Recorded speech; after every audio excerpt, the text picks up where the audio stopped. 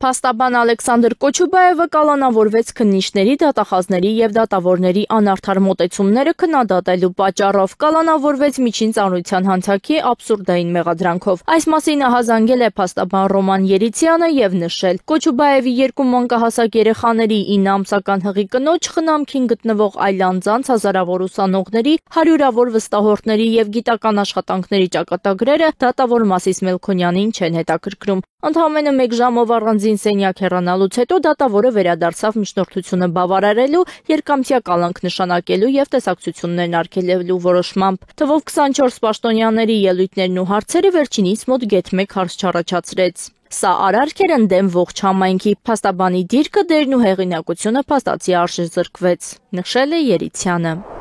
Վերջապես Վենետիկի հանձնաժողովը հրապարակեց Սահմանադրական դատարանի դիմումի հիման վրա Հայաստանի Հանրապետության քրեական օրենսգրքի 236-րդ հոդվածի 2-րդ մասի վերաբերյալ, այն է հավաքին մասնակցելու կամ հավաքին մասնակցելուց հրաժարվելու նպատակով նյութապես շահագրգռելը, հանցակազմի բացակայության և ապա քրեական լինելու մասին եզրակացությունը։ Այս մասին ասել է ՀՅԴ ՀԳՄ անդամ Գերասիմ Վարդանյանը և նշել. Հիշեցնեմ, որ այս հոդվածով մեղադրանքը իմ դեմ հարուցված հերթական քաղաքական հետապնդումն էր, որի հետևանքով անցած տարի Սրբազան շարժման ժամանակ կեղծ և շինծ ու ձայնագրություններով ինձ և Վայոց ձորի ՀՅԴ կառույցի ղեկավար մարմնի տասնյակից ավել ընկերների բանտարկեցին։ Փաստորեն Վենետիկի հանձնաժողովն իր եզրակացությամբ հայտնում է, որ 2024 թվականին ես ու իմ ընկերները շուրջ կես տարի կալանավորված ենք եղել մի մեղադրանքով, որը ապաքրեական է, հանցակազմ չի պարունակում և շուտով ըստ եզրակացության պետք է կարճվի, նշել է Գերասիմ Վարդանյանը։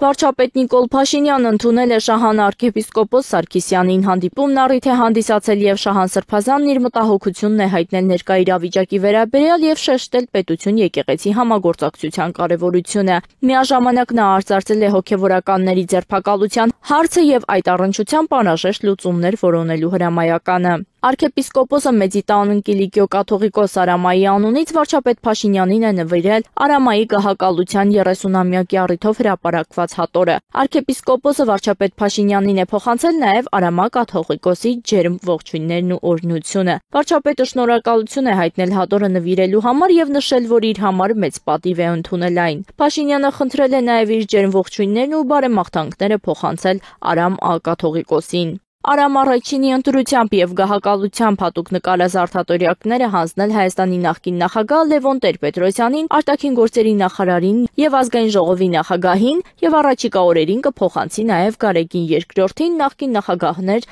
Ռոբերտ Քոչարյանին և Սերժ Սարգսյանին։